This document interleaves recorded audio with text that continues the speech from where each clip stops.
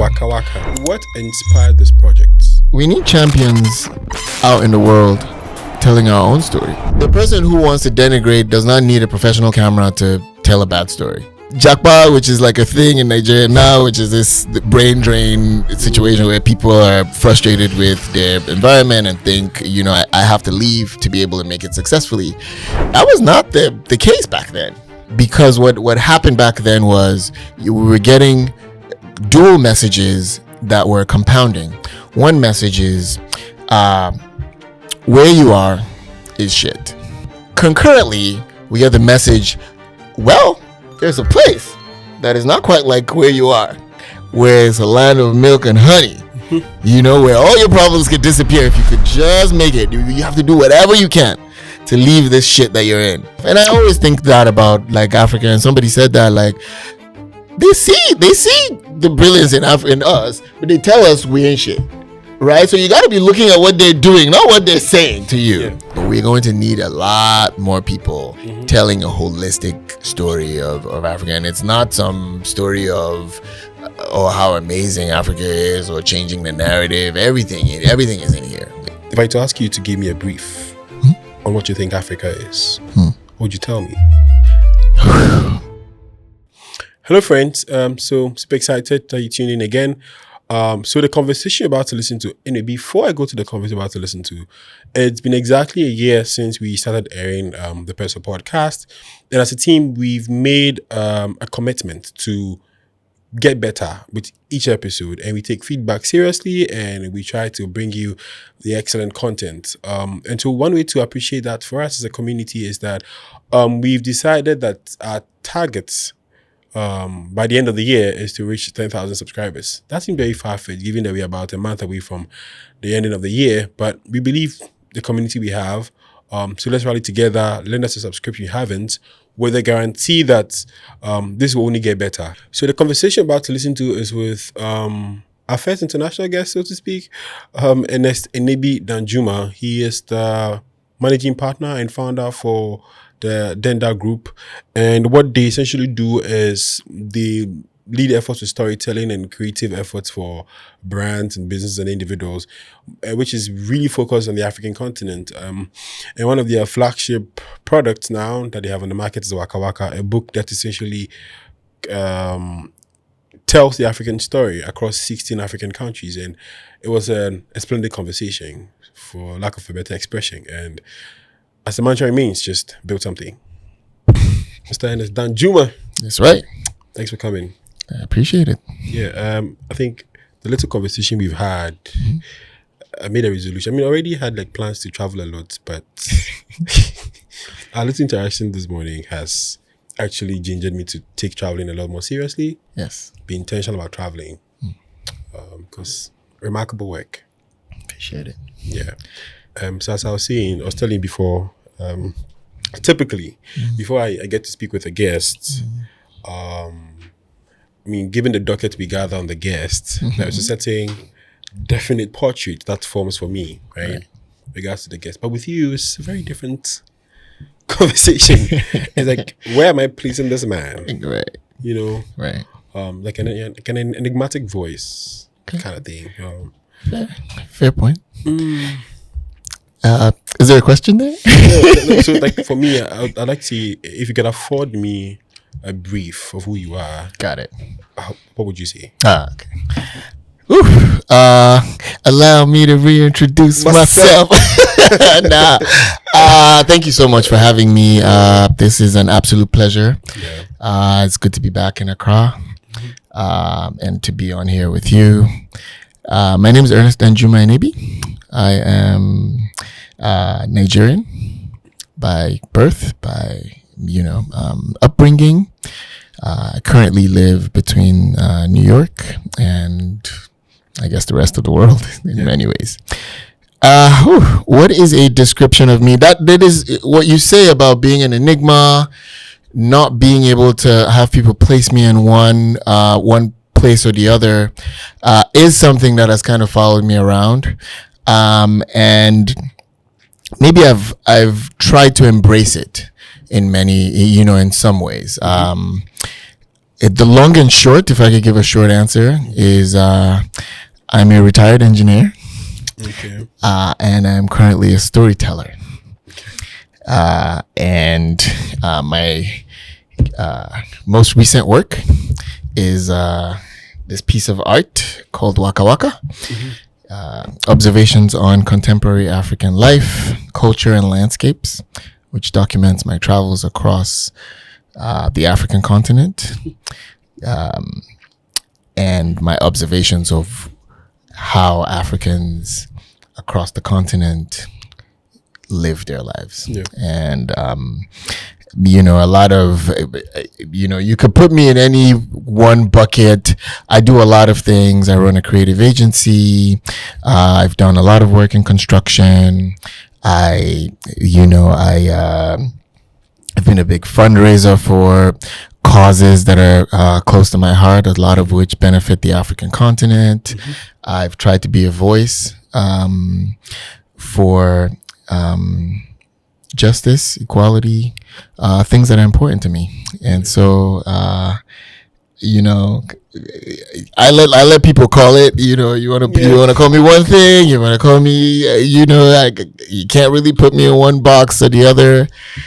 I've learned to embrace that, and maybe Waka Waka in many ways is one way of bringing all of my worlds together.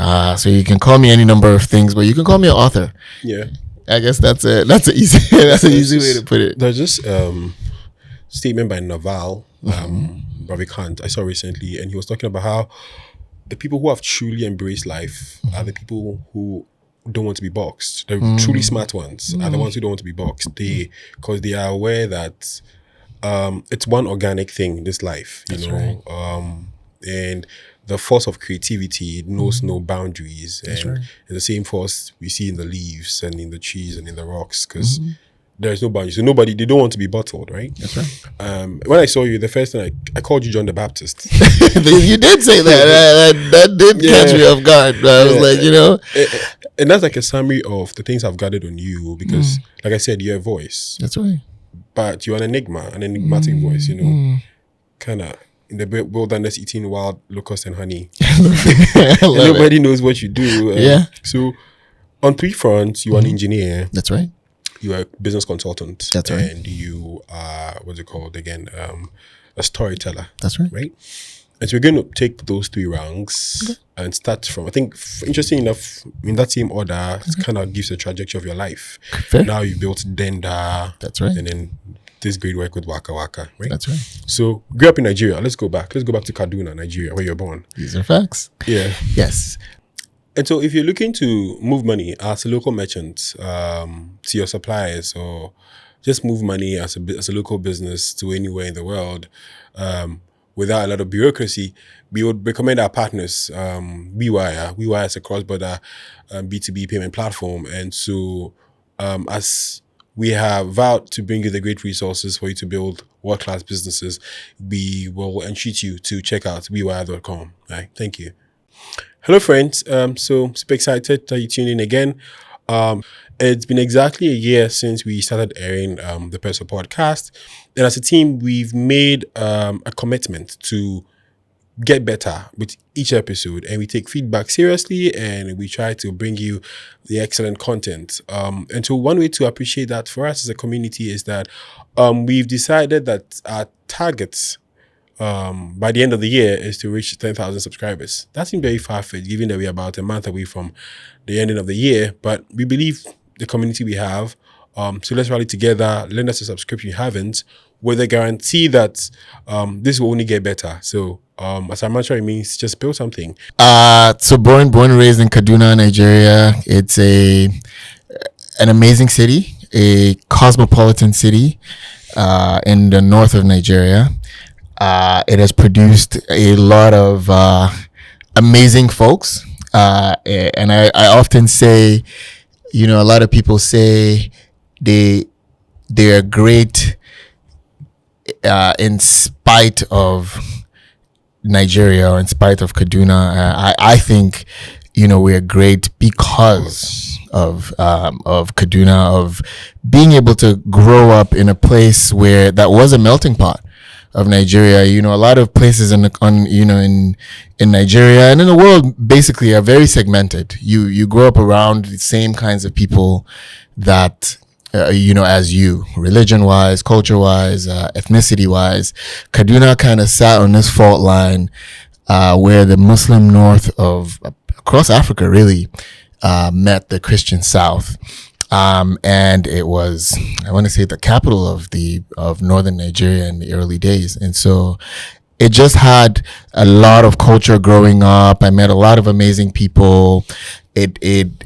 Everything I am, in a very interesting way, is because of my life in Kaduna, and I'm very proud to carry it around with me. So growing up there, ended up going to all the way to university in Zaria, which is also in Kaduna. Studied mechanical engineering because as an African, you got to do, you got to be a engineer, doctor, lawyer, maybe a banker in my own world, because my mom was a banker. Okay, and your dad? And your dad? My dad was I guess he was a scientist, but entrepreneur as well, and he was also a teacher. He's also Waka Waka, if we want to be honest. But he was a guy who did, who still does. Okay. He's a very, still here, still has a lot of innovative ideas. He's always trying to do something new, do something, so growing up in that kind of household was just, you had to be something. I ended up taking on engineering, even though I think my creative life was very, very, very rich in many, to say the least. I wanted to do acting. I wanted to be a comedian. I was a class clown, but I was also kind of, I took books very serious.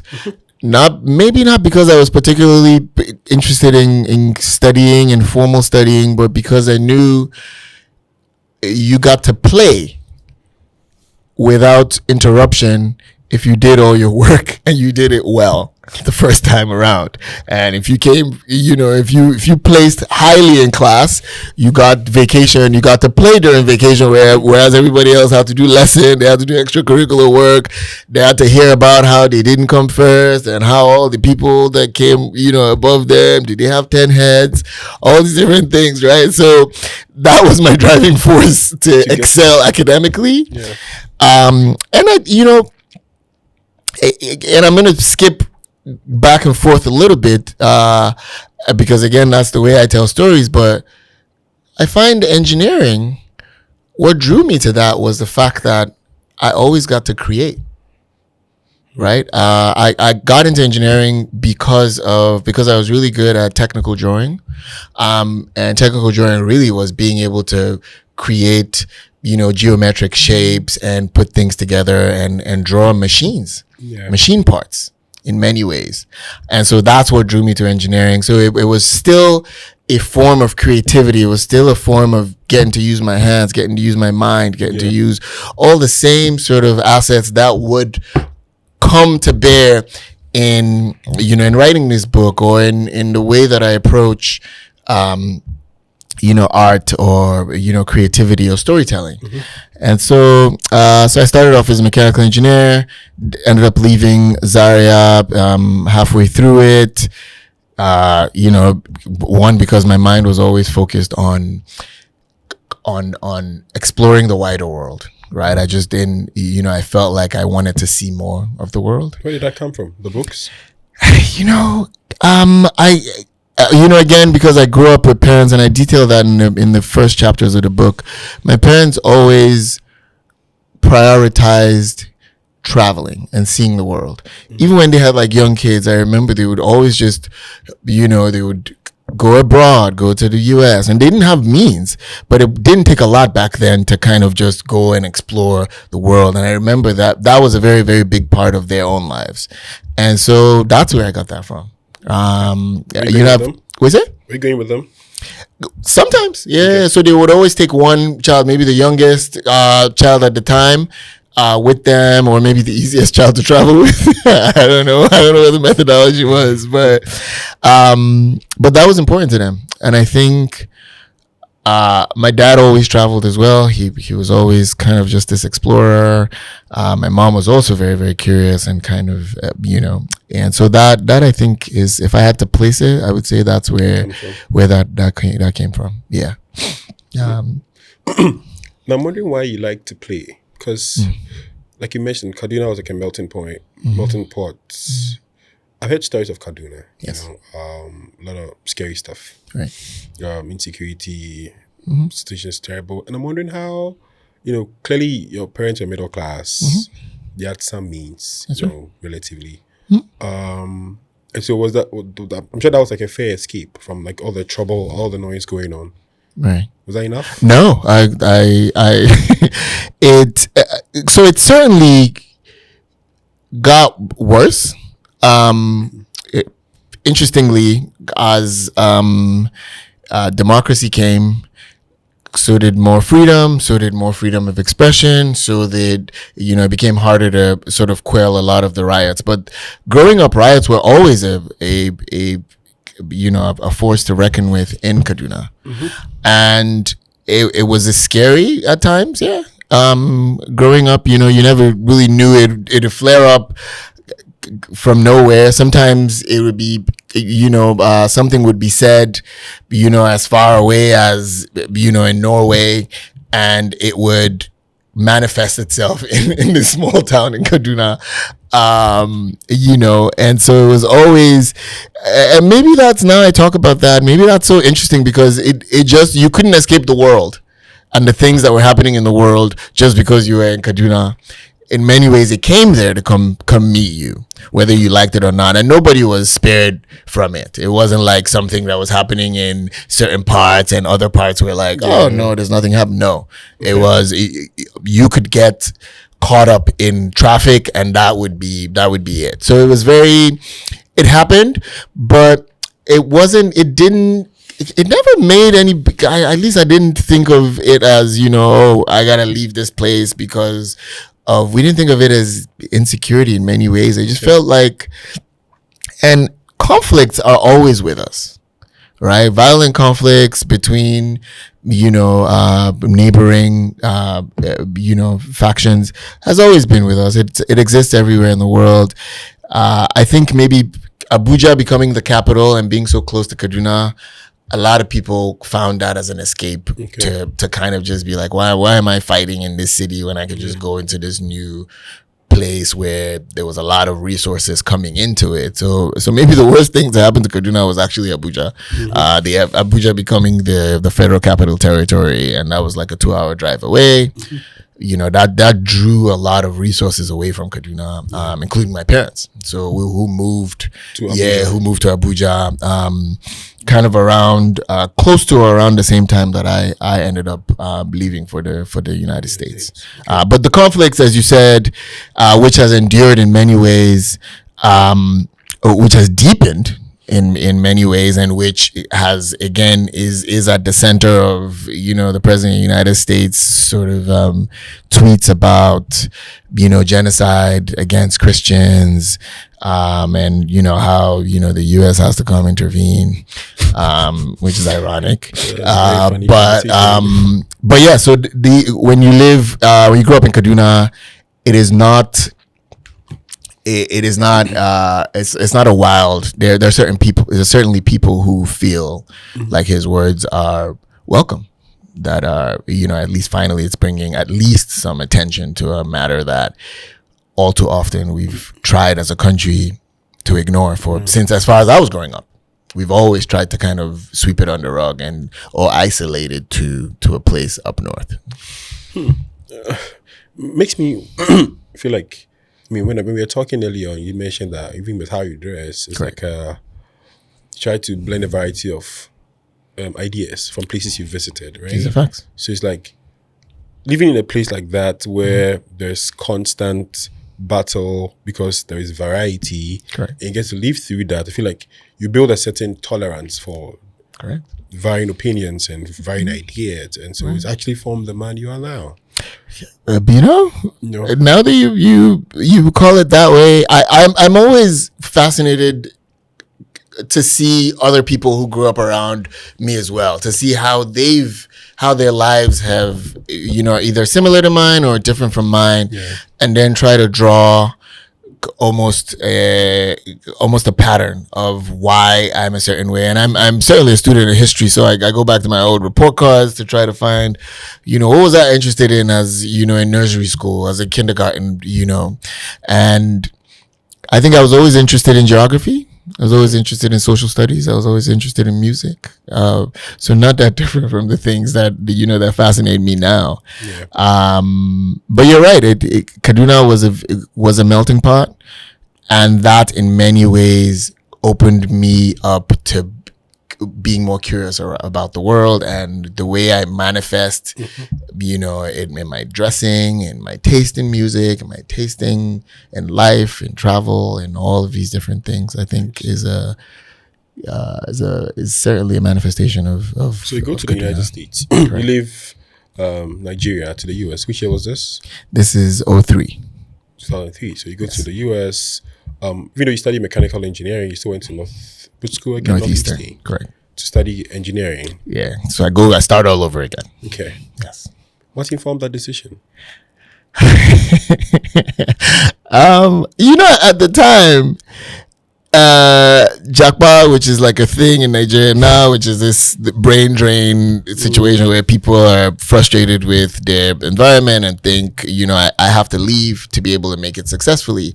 That was not the case back then.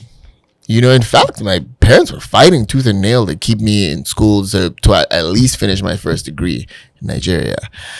My mind was dead set on going abroad, and not just because I'd gone and explored the United Kingdom for a couple of months right after high school. This is 16-year-old me, by the way.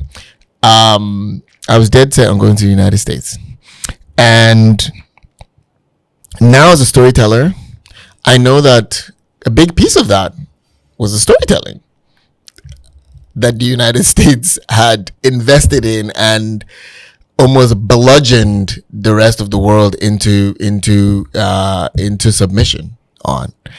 And so I learned that lesson, and now I'm using that lesson to speak to that young version of me. Because what happened back then was we were getting dual messages that were compounding. One message is where you are is shit. Right? And we get that message all the time. This place, the traffic, the road, everything, nothing works. It's just, and we spew that over and over and over again. Concurrently, we get the message, well, there's a place that is not quite like where you are, where it's a land of milk and honey, where all your problems could disappear if you could just make it. You have to do whatever you can to leave this shit that you're in. But once you make it here, all your dreams are going to come true. And so when you have those two messages, as a young person, these things are coming at you. You're getting the music, you're getting the movies, you're getting the clothing, you're getting all the culture. All of these things are shoved down your throat. Sometimes in very, very subtle ways. It forms this idea that we've now come to accept as just, it's just, no, but is it not real? Is there no power outages? Is there no, all these different things? And so those things, I think I was very, very influenced by those things, but I was also very curious about the wider world. And so I think that informed kind of my own choice to do what I needed to do. And this was me. I willed this thing against the objection of both of my parents. I convinced them. In fact, I was one of the most important jobs I've done, trying to sales jobs. was convincing them that I wasn't going to go do drugs in America as they thought I was. Which coincidentally is also another thing that, that the parents actually hear or used to hear about America. So, but yeah, so that's how I end up going. But I was dead set. I think I'm a finisher. And so the idea that I left something unfinished, I was not going to let mechanical engineering win me, as we say. So I say, I must win it. Even if I'm going to do something else, I must finish this thing first. And then I'm going to go do whatever else it is I want to do. If for nothing, for the fact that, it would make my parents, my family, and everybody else proud. Yeah. That at least I did something. Yeah. And then to Northeastern University. Northeastern University. Where is that? Boston? That's in Boston, Massachusetts. Okay. And then what happens from there? What did you study there? Mechanical engineering and business. Yes. So my path back is a little bit longer. So I go to community college first. And then I spent 2 years there, then transferred to Northeastern University, spent 3 years there, and then graduate mechanical engineering and with a minor in business administration. Okay, and then from there, I know you took the leap into construction. Yes. So my first job, I was very interested in studying, in actually becoming an aeronautic engineer in fixing jet engines, designing and repairing jet engines. But at the time, because I wasn't an American citizen, a lot of those jobs were defense contract work, and so you had to have some form of security clearance or be a United States citizen or permanent resident or something of the sort. And so so I ended up going to construction, which was another thing that I was very, very fascinated by and I was very, very passionate about. And so I moved to New York because I got a job in New York at the time. Mind you, this is during the Great Recession. Of the 2008, yes. So this is the worst time to be getting out of college. But I do. I get a job, very lucky to get a job in construction in New York. So I get my foot started there, and the rest is history. And okay, so now you, like a young man from Kaduna, made it to the US, land of milk and honey. That's right. In the heart of a recession, you get a job. Correct. An engineer. That's right. So you're on a great trajectory, making some good dollars, sending some back home, as is typically the case. Where did the switch happen? Okay. So I'm going to correct some parts of that because I wasn't making good money. So that was the first, because again, labor was so much cheaper because of the aforementioned recession.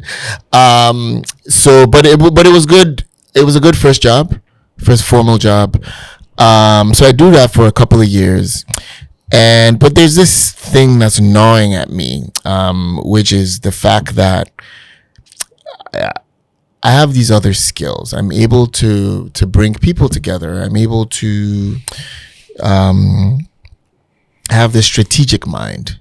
So I approach my bosses and I say, hey, listen, I'm already doing all these things in my own community, raising, hundreds of thousands of dollars at the time for a nonprofit, Face Africa, that I was working with, convening, Africans in the diaspora, in a way that wasn't being done. It was only done by, white, old white men who had, a lot of money to spend. So we were using social media to convene people, to build community in a way that was very, very different. So I said, listen, I would love to use that to help build this company even further. So I want a promotion. I want a lot more skin in the game. Like, I'm not making a lot of money. And, they said there was not a lot of room for growth within the company because, they had the guys who were, everybody was positioned in a certain way. And, that I just didn't have the personality. I didn't have the fighter. I didn't have the dog in me, So I said, all right, we'll see. So I left. Started my own thing, business strategy consulting. I said, you know what? I'm going to start helping small businesses which I was already doing anyway. A lot of them were coming to me, small businesses, startups, social entrepreneurs were coming to me because I was able to build community. Can you help us fundraise? Can you help us think through, different ways to either set up our business or to grow our business? My engineering mind was, again, an asset in this world to think differently about the problems that existed. So I struggled, so I left and started my own company. What was the name of that company? It was Denda. That was the original. The original format of Denda was that it was a business consultancy helping with business strategy for startups, small businesses, and social enterprises. Interesting. So nonprofit organizations. So we start that obviously as they called it a startup helping startups. So obviously I failed at that, as one does. But I learned valuable lessons. And more interestingly, to be honest, because I never felt like I was never afraid to fail on my own. Okay. Because again, I didn't leave because I was too big for construction. I left because there was no room for me to grow in there. So 3 years of building my own company. My old boss, my old colleague, who was my immediate boss at the construction company, left to go start up his own construction company. He bought into a construction company that was selling. And then he called me and said, "Hey, I need you."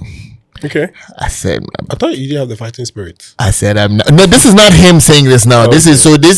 Our collective boss was the one saying I didn't have the fighting spirit. But to be fair, they said that about him as well, right? He was Vijay, who was my very good friend as well. He was an Indian immigrant as well, but so we had the same kind of. We knew what it took to build a company, and we knew we had to present in a certain way in the world we existed, so as not to be taken as aggressive and all these different things, right? And that's what was being seen as not having the dog. And so when he got the chance to start his own company, he called me and he said, "Listen, I want you. I want nobody else. You tell me what it's going to take for you to come back into construction." I said, "Brother, I'm not in construction anymore. I'm retired." And at this point, I'm in California, so I've left New York. I'm far away from New York. You were in Denda, in California. Yeah. Why did you move to California? Was it because of access to capital? No, it was just a new opportunity. Family had moved out there, and so I was like, Nigeria? No, from the East Coast, okay. from New York, and so I was like, you know what? I'll move out here. It was I made some moves as well, but there was a new opportunity in California as well for, they were building sort of this African Renaissance in California. It was the early stages. California has Hollywood as well. So I had been very, very interested in Hollywood, if you remember from Jump. So he calls me back. Man, if you've ever lived in New York, you can't leave New York. So I said, "God damn it, man. I'm trying to leave the game, but they keep pulling me back." So anyway, I moved back to New York, because my things are in storage in New York. So I always knew I wanted to move back to New York, but being able to move back to New York on my own terms, dictating my own salary, dictating the terms in which, and being this hotcake, like I'm talking salary now tripled from what, the things they were saying I wasn't able, I didn't have the dog to do. I was now at the center of being able to do those things. I think that was validation in an industry that is very, very, very, very, very, very tough. I mean, and they say if you can make it in New York, you can make it anywhere. I think they're talking about that, the construction industry in New York, concrete and yes. And so if you know anything about commercial construction in New York, it's not a game. And so being able to go back there and build and show that, I always had this is light work. Yeah. And so we built that company again from scratch. That was Air Ideal. Okay. Yes. And built the company from, what was it, a 12, was it like a $4 million company, or I don't know if it was 12 or $4 million. Anyway, it grew at 144% in the 3-4 years that I was there, through COVID, through all of these different things.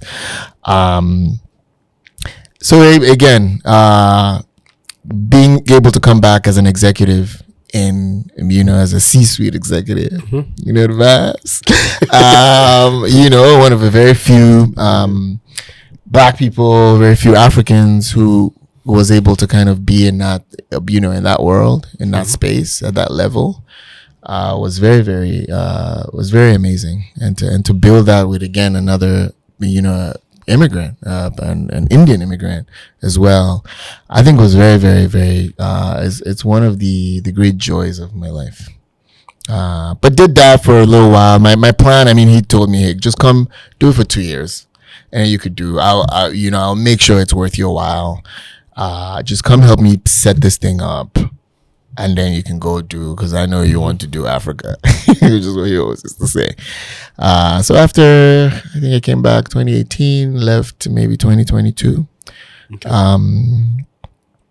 Yeah. And that was my life and so I was like, at this point, all right, I think I've done construction. Okay. So at this time when you moved back to build this construction business with your partner. Correct. Then that was still running in the background. Yes, it was latent, but I had projects here and there. My business partner at the time, Amy Sinclair, she stayed in the game, kind of pulling me into, on a project basis. We would do projects here and there, but it stayed in the background.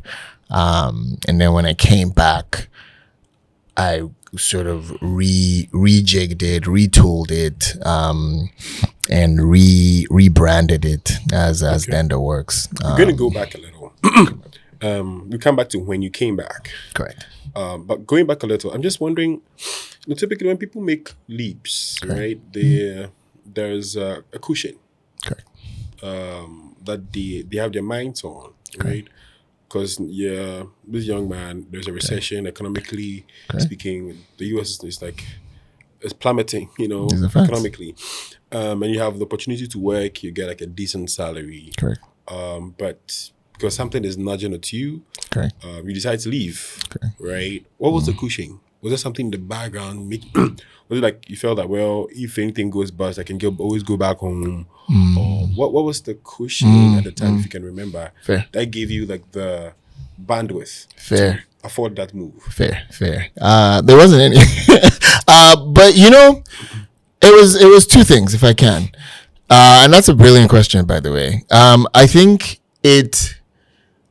on the one hand, it was the fact that I had a lot of people who believed in me as as just this person who was capable of building something amazing, of doing more. And I always said, you know what? I owe it to them to try to do something else. And at the time, I'm young enough that I think, if I don't do this thing when I'm young, I was looking at how my older colleagues were being pushed around because they had now come to rely on that salary, on that paycheck that they were getting from people who were maybe no more brilliant than they were, but were more willing to take risks, about suffering in the near term, as opposed to, settling for this false sense of comfort. Okay.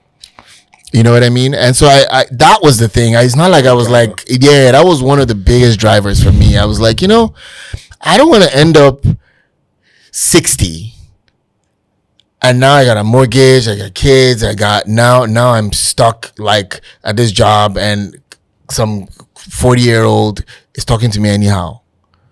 that doesn't know anything just because like his dad gave him the company and now he's, you know what I mean? So you were seeing a lot of that. Like the parents were bringing their kids in to learn the trade as the people who are going to take over in the future. And I'm thinking to myself, like look around you. The industry is going to change. You're going to be, you're young and fast and agile now. So they want you, you know, and whatever the guy said, like that same guy ended up coming and fighting for me to leave my boss who had brought me back from California. I'll give you anything to leave that company and come work for me. This is me who didn't have the dog, or me who had left the industry like completely. Like, I just want to go do creative shit. So if they're seeing that, I gotta think to myself, and I always think that about like Africa. And somebody said that like they see the brilliance in us, but they tell us we ain't shit, right? So you gotta be looking at what they're doing, not what they're saying to you. Yeah. You know what I mean? And so that was one thing that kind of was a pull or the cushion, I guess, if you will. Mm-hmm. I think the second was just the fact that I wasn't making that much money to begin with. Like, so what is this cushion that this thing that you're so like, if I was making like, you know, McKinsey money, or like, I can understand why some of these other cats like have to kind of just be like, man, I can't, like, my life was not affording me some privilege that I was like, oh, this comfort is too much, I can't leave. There was not opportunity for growth. So all of the factors, I think, allowed me to be, you know, be in a position. And I think I had a support system as well that didn't push me to take things that were short-term benefits, but long-term. Because that is an understated factor of why a lot of people settle, or a lot of people stay in comfort zones, is they have a lot of family I gotta send money to. I had never had that kind of pressure, even though I could have.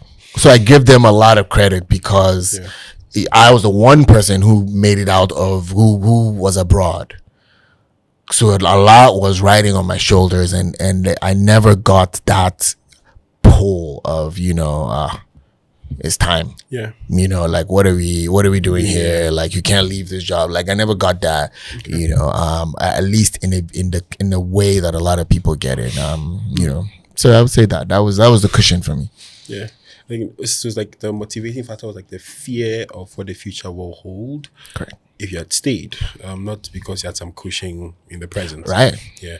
And it's good you mentioned that to have a community that believes in you. Correct. Is really an understated very, factor, very, honestly. very. You speak to a lot of like entrepreneurs, right? And a really common variable is that there are people around them who just believe you can get things done. Correct. Whether their parents or some friends who just say, hey, you're brilliant, you can do this, you can just do things. Right. Hopefully we are building such a community with this podcast. Right. Just telling people that, hey, the people are doing this, and they're humans like you. You can also build these things. These are facts. You know, right? So it's good you mentioned when you were doing your whole community thing in New York and raising money for, you mentioned something with Face Africa. I want you to touch on that again. Correct. I know it's like a water-related project. These are facts. Yeah. Yes. So Face Africa is a clean water nonprofit that raises funds and builds wash projects, so water, sanitation and hygiene projects in Liberia. It started in Liberia, but it really was bigger than that. I think our mission when I joined, the founder and my very good friend, Saran Kappa-Jones, the Honorable Saran Kappa-Jones, we were both very young, kind of just, you know, I think in our 20s, if we're being honest. Like, and I think our idea was that we wanted to change the way Africans in the diaspora thought about giving or about development on the continent. Okay. We always thought it was some rich white guy's job to do, or some energetic young white bright-eyed student that wanted to go to Africa and, get their credentials, in aid and all these different things. We wanted to change the idea that Africans needed to get involved and that this was their battle, and that failure to get involved was in itself fueling these negative stories and negative stereotypes that they were ending up having to combat. Right? We were here, or we were overseas trying to teach people geography. Oh, Africa is not a country. I'm like, how? When you're not there, somebody else is going to your home. They're defining the story for you. They're like, oh, I went to Africa. So you're not going back because you're so traumatized that you had to leave. And for good reason a lot of the time. But we wanted to change that idea. And the idea was simple. Water was this essential tool in development, in the growth, in women's education, in rural areas and urban areas. It was this common thing that we could all rally around. And so we said, okay, we'll build community around creating access to clean water, first in Liberia, and then we'll work around the continent, both in physically building projects, but also in advocating for governments, for institutions to get involved in community building. And so we started to do that work, and what we wanted to do was get the young Africans, the young brilliant Africans who we knew were going to become the CEOs and the CFOs and the leaders in community. They were going to make a lot of money 10, 20 years down the line. And they were going to become the people who were the philanthropists. So we wanted to catch them young and teach them how to give, to organizations that were African owned, who were not getting who were getting 2% of the funding that was coming into Africa. 2% of it was going to African-owned, African-led organizations. So that's some of the things that we wanted to try to sort of reframe the minds of Africans in the diaspora. And so we tried to build community around that. We had an amazing gala that we would do every World Water Day, which is March 22nd in New York, bring together 300-400 people, brought together Nobel Prize winners, champions of industry. We honored people in the diaspora who were doing amazing work, people on the continent. It was just a way to build community, but also to galvanize that community into action, into targeted specific action on the continent. And I'm very proud of that work. Amazing. Yeah. Amazing. Now let's go back. Because you came back. Come on. Yeah. So, your partner, Amy Claire, you said? Amy Sinclair. Amy Sinclair. Yes. Okay, cool. Sorry. So you came back and you had to tweak things with Denda. Correct. What did you change? What became the vision now that you're in? Hands are full in the game. Correct. What changed? Right. So Amy had a social media, but also a communications company that she was building, and she's built it into this amazing platform now. And she does work around the continent, around the world, really, with multinational companies. So she had that. When I came back, or at least when I was thinking about coming back, after I left my job, I took a couple of months to try to figure out what can I turn this into that still resonates, but that is something that's needed. And a creative agency was the natural sort of next step, right? I realized very early that storytelling for brands was existed, but it had gone stale, right? Because the inspiration was all coming from the same place. Our lives in the West, it was the center Hollywood, and that kind of storytelling was centered for so long that all the stories started to look the same. Everything started to feel the same. And I thought we had a unique opportunity because again of my travels and my exposure to the African continent, I saw a very unique type of storytelling that I was doing just on my own, both in my written storytelling and my visual storytelling and the way I talked about art, music, fashion, all these different things, that it was resonating, and that the trajectory of branding and communications worldwide was looking for fresh faces. And so we built that. So we retooled it around that simple idea that we could tell stories. We could tell any brand story, but using this, we've come to call it a griot like storytelling that is quintessentially rooted in African culture, African ingenuity. And you know what that is. It's the, sitting under the tree and, let me tell you about this story. It's using parables. It's using all of these different, techniques, but then weaving it and delivering it to the audience in a mind-blowing way, so that at the end you're like, oh my goodness, what? And that template is working for, in African cinema. It's becoming more exciting. The world is more interested in stories outside of just Hollywood, outside of just American life and American culture, outside of just Western culture. You're seeing stories from Asia, with the rise of Afrobeats.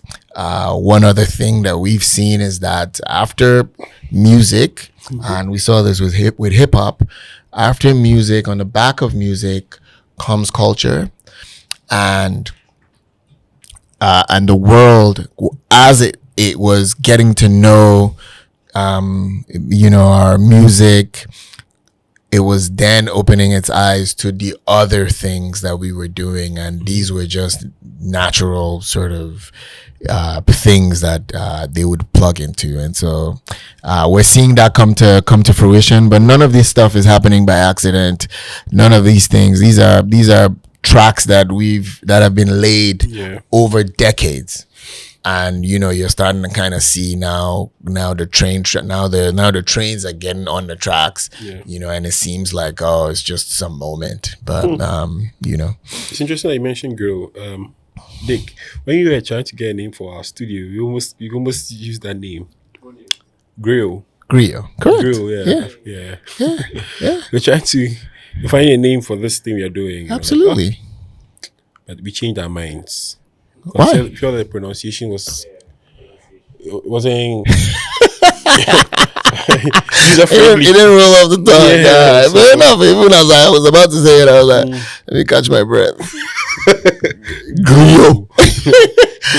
Yeah. So, which year was this when you decided to go back and set the creative agency? So this is 2022. Oh, this is very recent. It's like in 3 years ago. Yeah. It's very, So how has it been very the past recent. 3 years in Denda? Man, it's been a bloodbath, man. I ain't gonna lie to you. It is. Oh my goodness. How many people are in the firm now? Five. But we work with sort of contractors across the African continent, because again, one thing that we wanted to do was bring in the undercurrent, the underpinning idea is that the most exciting thing coming out of Africa is Africa's creativity. The custodians of that creativity are the young people. So when people talk about how, Africa is the youngest continent and all that stuff, what I think they fail to realize is, yes, it could, in the age of AI, you don't need that many bodies to just be around, but our creativity, the creativity of the young people is one thing.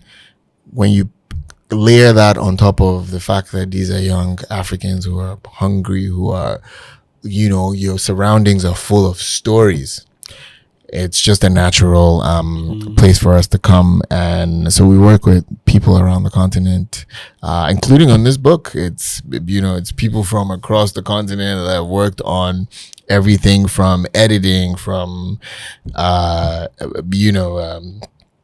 creating the merchandise, all of these different things that work on our our videos, and we ideate, we do all kinds of things together. Okay. So pulling on the creativity of the continent is something that I've always been fascinated by, and so I get to do that on a daily basis. Okay, so your main work is working with individuals and businesses. Correct. On this continent. So with businesses, I think about brand. No, in the US, around the world, yeah. But we're leveraging the ingenuity and the talent of creatives on the continent to deploy, interesting news stories in a way that they've never seen. Because again, we're taking your stories, we're taking your brand, we're taking your, your context, and we're infusing our own storytelling techniques, with our own sort of influences. And so it creates very fresh, brand stories that, that resonates with people around the world, really. I'm imagining the kind of chaos going on in your mind. As an engineer who we did construction, correct, with a very rigid area, okay, and who is heavily interested in creativity and in the creative juices. So I'm wondering how, all that's coming together. Because I'm like, you're an engineer, correct, you're structured, correct, okay, and then you're creative, correct. Creatives are very, very structured. Yeah, they're some of the most rigid people you'll find. I actually don't think engineering is as rigid as you think it is. It's open to changes that are based in fact. Yeah. It's constantly thinking of ways to improve.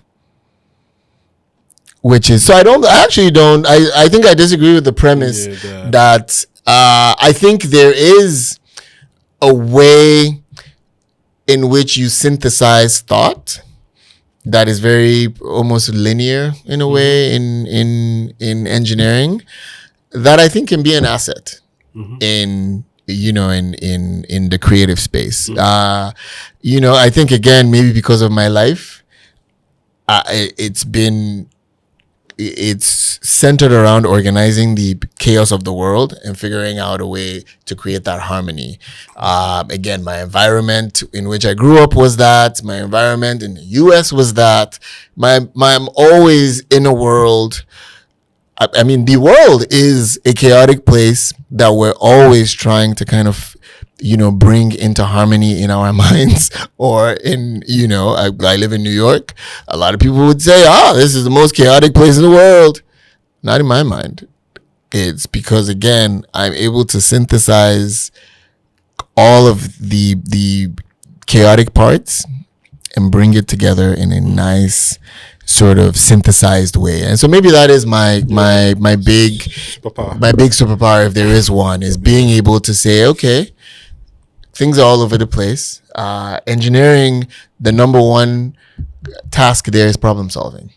So if I cannot solve a problem, in many ways, I'm a poor engineer. If I cannot figure out a way to solve or resolve a problem, that's my biggest challenge. So there's never going to be a thing that's like, we can't reconcile these two things together. Let's try. That's my challenge. Nice. So over the past 2 years, Waka Waka is one of your great products, great works you've done with Denda. Appreciate it. We're going to come to that. Okay. It's fascinating work, great work. But outside that, we want to touch on some of the projects you guys have embarked on in the last 3 years. Okay. Absolutely. Okay. I think some of the most exciting projects have maybe even happened in very recently. Okay. We just did the opening video for the United Nations Global Compact's. They have a big summit in New York called Unstoppable Africa, and 3,000 people, world leaders come together and, talk about the African continent. But from a business lens. And so, we were able to work on the opening video, which really talked about the idea of the history of Africa, but through a business lens, right? We're always talking about, we always think Africa just started, in post-colonial in 1957. But there's a lot of things, and we've been doing, a lot of things way before people arrived, at our shores. And so we were able to tell that story. And again, that's that technique, right? Which is, now let me go all the way back, and then let me bring you all the way into the present, and then tell you how these things are connected. And we brought that together, with an amazing poet. So it was a multi-sensory project. We got to do a live performance of so imagine getting to create an ad, but then instead of just having the ad play, you almost can, act it out in front of a live audience. And so that was just a remarkable piece of storytelling we've done. Being able to work with a brand, Liberty and Justice, on a swimwear line that was the first African-owned brand at Target.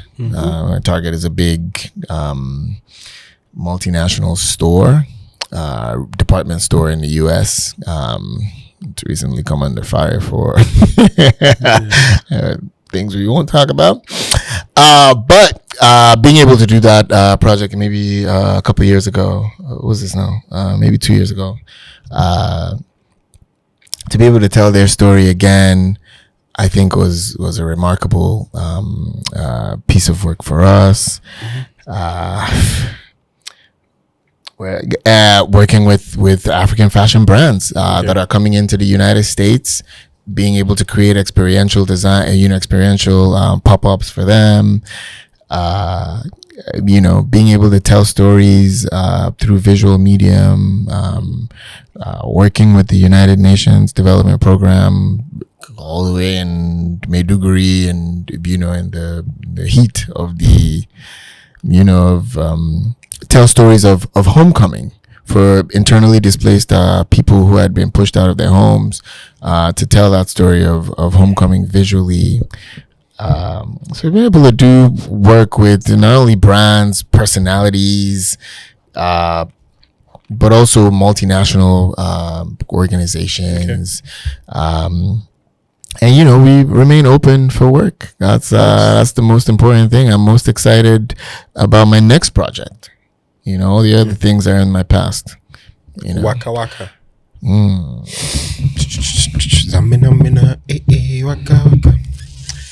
I got the opportunity to go through the book, the material. The first person I thought about was Dick, because Dick is particularly excited about photography and telling stories through visuals. We are thinking about doing a book, a poem, an anthology of sorts, and it's like a great idea. Right. But also, I've personally been encouraged to travel.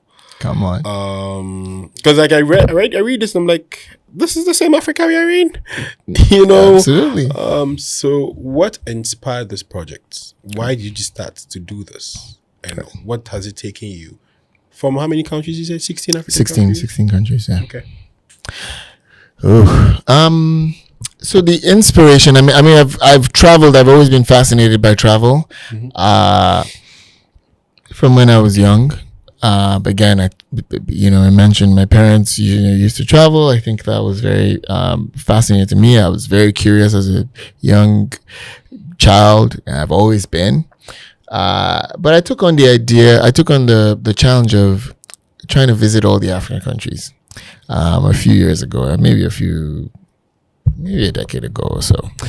And I plan to do 2 new ones every year. That was my idea. Because again, I'm traveling on my own dime. Obviously, it gets very expensive. I'm trying to, at many points during this, the photographing of the photos that end up here, I have a job. I have a full-time job. So I'm traveling, and I have, at some points, 5 or 10 cumulative business days of holiday throughout the year. So it's not like, I got a lot of money or a lot of free time on my hands a lot of the time, right? And my idea was maybe I'll do a project at the end of my travels across the African continent. But I think there's something that happened in 2019. I went for a wedding in Sudan, in Khartoum. A good friend of mine, Elker and Iman, was generous. They invited me for their wedding, and it was an opportunity to go to a new country, but also go witness, their wedding. And I tell stories. I was always telling visual stories of my travels anyway. So I went there. Trip happens, and they always just were saying, this was right after the revolution that took out the dictator that had been president of Sudan for I want to say 30 years. And all I kept hearing was, man, I mean, the joy that filled the air there, the energy, it was dirty December really in Khartoum. I'm not kidding. There were like performances. There was like, there was a big concert in the open park with American Sudanese rap artist, Boss.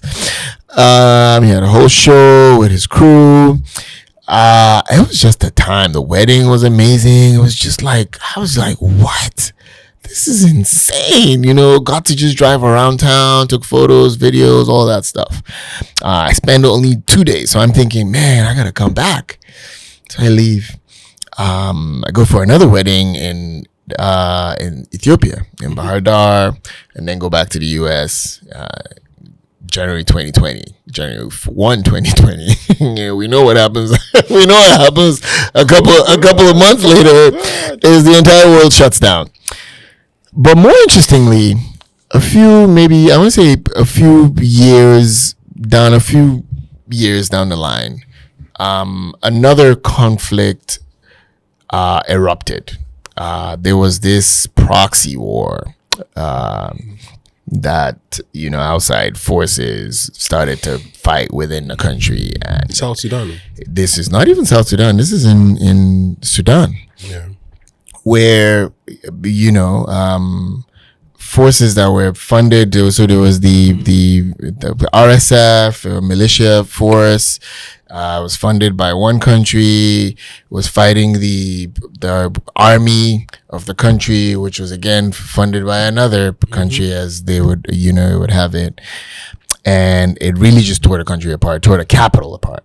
All right, there was a lot of fighting around, in the peripheries, but I think when it came to the capital, it could no longer be ignored, and a lot of people had to flee. And a friend of mine who was there was like, hey, just hit me up once. It was like, yo, those photos you took from that wedding, I'm going to need those photos, because those, we didn't get a chance to get a lot of photos, and we we're trying to put together things. Can you send us some of those photos? And I'm sure there were other people that had photos here and there on their phones, and that, they were kind of just putting it all together. But I think that reminded me of just how precarious our current moment is, right? For good and for bad. And just how rapidly Africa is changing, right? And in my travels, I think that started to bring to the fore, whether it was a neighborhood in Addis Ababa, Piazza, which was this charming neighborhood that had been paved over and, rebuilt in this nice, beautiful way, but had taken out, a lot of the character, that I fell in love with when I went there, that reminded me of home, gave me a sense of comfort when I got there, right? It was a Bata store that was like, yo, any city that got a Bata store, that's all right with me. I feel like, I feel calm. Whether it's, whether it's gentrification, whether it's conflict, whether it's climate change, cities are kind of evolving rapidly around the country, around the continent. And so I wanted to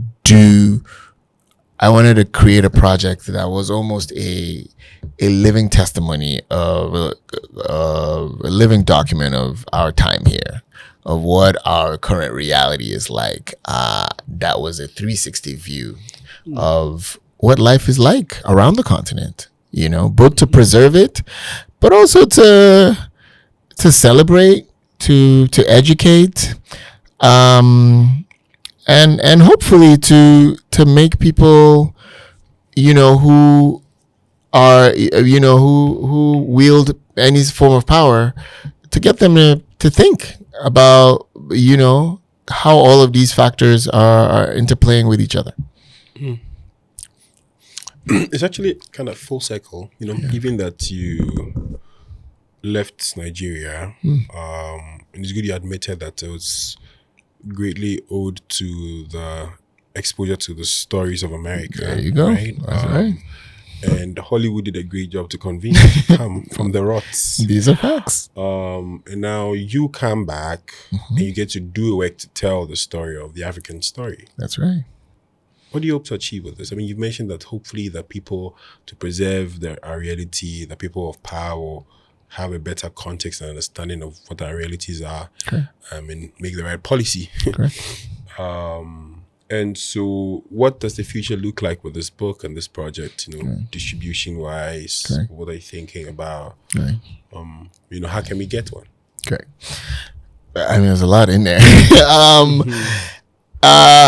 So what I'm hoping to accomplish with the book is that I want people to celebrate their reality, however it might be, right? Their photos, and I was showing you earlier some messages that I was getting from just the mundane things. I think one thing I've learned, being, traveling the world and living, in many different parts of the United States, at least, is that, man, they'll tell a story about anything. They'll tell a story about, caps, just these kind of caps. Like, there's just, and I'm like, but they don't have time to, like, tell a full, like, story of, like, different pieces of Africa. Everything is just like, it's, the last tribe to make contact with, civilization, and like, so I'm often like, okay, I wanted to make a book that created almost a permission structure so that people like me who are observing their lives, as hopefully as you just said, right? Hey, I seen this thing. I could do that. Like, what's so special about this guy that he make a book? I can't make a book. Exactly. That's the energy. That's what I want. That's what I want people to do. This is my own. These are the things that I pulled from my own archives. It took a lot of work, but there are a lot of things that are missing from this book. And I get that all the time. Like, people look at, the first thing they look at is which country? No Chad. No Gambia. No. You didn't even go to DRC. And so, yeah, I haven't gone everywhere. And even if I did go everywhere, I'm not going to be able to tell all the stories of everywhere. That's your job, to pick up your own camera or go into your own archives and put together Waka Waka 2, Waka Waka 3, whatever you want to call it, your own observations on African life, culture, landscapes, whatever it is that piques your interest, so that we're able to form a holistic picture of what life is like, so that we're no longer having to fight this, because it's so easy. The person who wants to denigrate does not need a professional camera to tell a bad story. They could do it with their cell phone. So if you want to do that, if you want to fight that machine that has been in operation for decades, slowly but surely, we're going to need a lot more people telling a holistic story of Africa. And it's not some story of how amazing Africa is, or changing the narrative. Everything is in here. It is the raw, it's the ugly, it's the difficulty in traveling across the continent. It is the sometimes scary pieces. It is conflict. It's all of those things are in this book. Because I think we don't need to whitewash Africa's story to make it beautiful. As it is, if we told just an honest, complete story, Africa is beautiful enough. And so that's what I want to do with this, and I want this book in 1 million homes across the world. Is my own goal. I could be rich. No, I'm kidding. But not really. But that's the. So I want it in as many hands as possible, both for people who come from the places that I've come from, so that they see what's possible, the gems that are around them. But I also want the young, white kid in Appalachia, in Luxembourg, wherever, in Asia, in Saudi Arabia, to have this on their coffee table and pick it up one day and be like, oh, this is so fascinating. I want to go, to Liberia. Or I saw something in this book once. That's the reason I went there. Like, I want to hear those stories years from now, in the same ways, a music video of Mace and, Puff Daddy made me want to be like, yo, I want to go to Harlem. You know what I mean? It's no different from that. And so, but where can you get the book? That is, the book is in short supply. Ode to the tremendous success of the book. The first print is almost sold out. It's going to be available at some of the finest retailers across Accra, across the continent.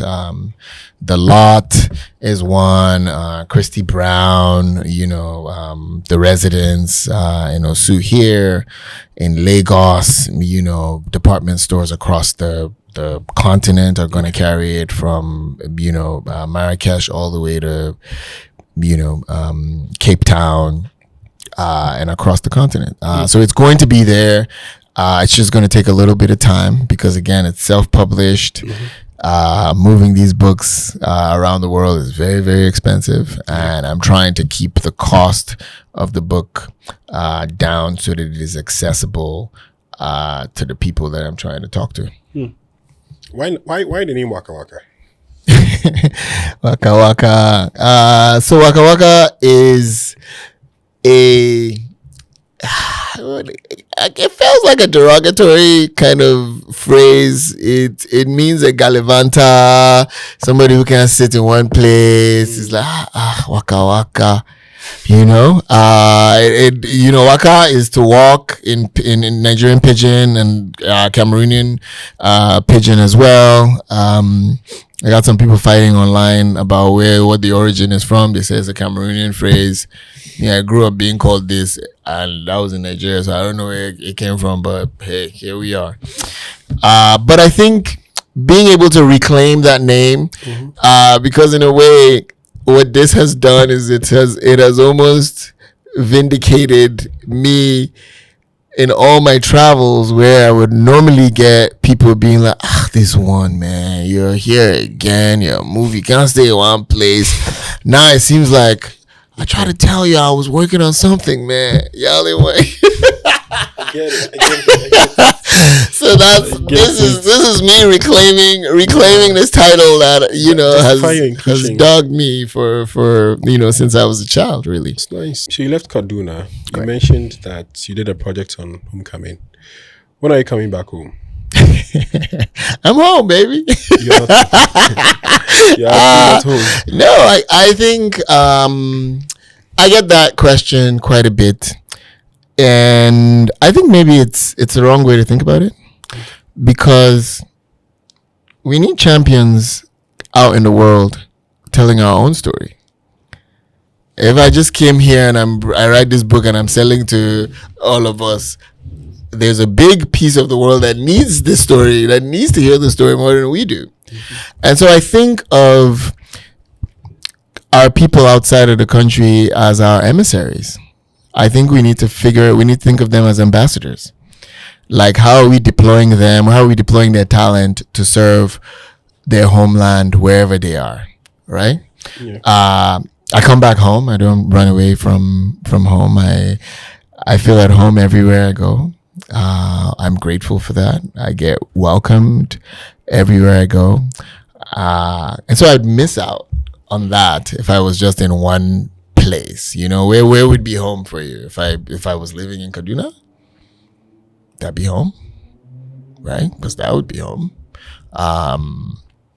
But you know, I would be locked in that location. So in many ways, I think my job has always been a storyteller, and a storyteller tells our stories. I take home around the world, and I champion the continent around the world. And I think the work I'm doing is just as important as being at home.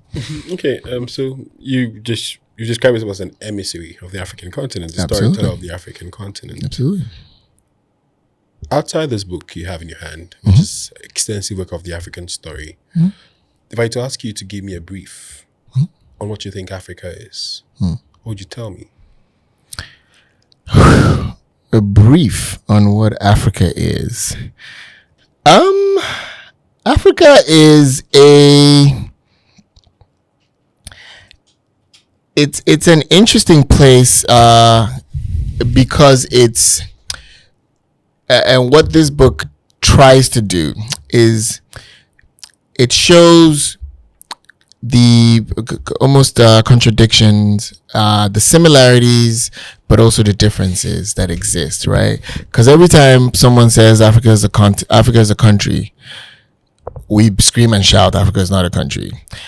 But when we're at the World Cup and our country doesn't make it, or our country is out, or there's an African country in there, all of a sudden we're all rooting for that one country that's from the African continent, right? Whoever makes it the farthest in the World Cup, we even go to France where most of our African players are playing, and that becomes our country.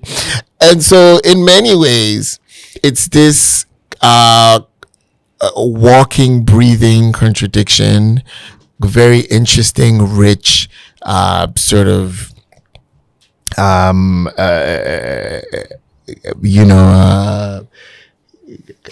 don't even want to mural of just cultures, of stories, of things. So in this book, you'll see the similarities in architecture, in life, in religion, in influences from east to west. But you'll see very, very unique differences. You'll see similarities in the way the markets are organized, right? It looks chaotic, but they know how to, everybody knows how to make it work. They don't need traffic lights to move it. Everything moves like an orchestra that is playing without a conductor, with an invisible conductor, I should say. And so I think that's how I would describe Africa. It's like there's a camaraderie, but there's also this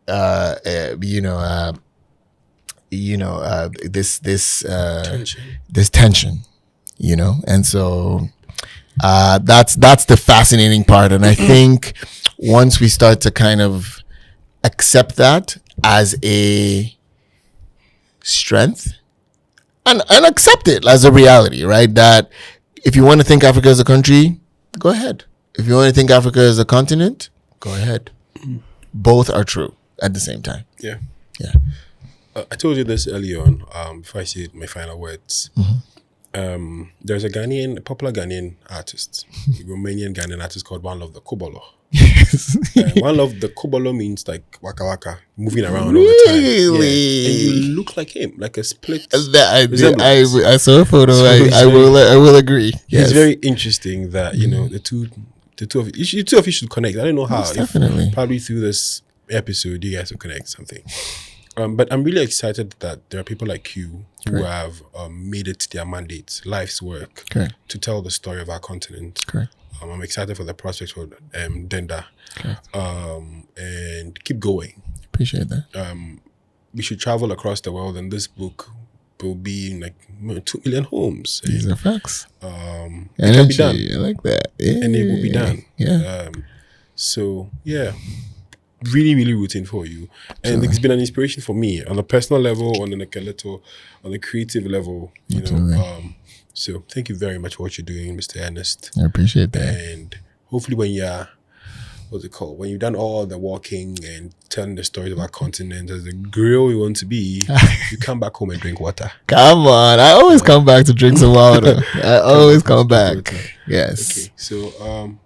So friends and community, it's been a pleasure speaking to Mr. Ernest on Waka Waka. That's right. And as our mantra remains, just build something.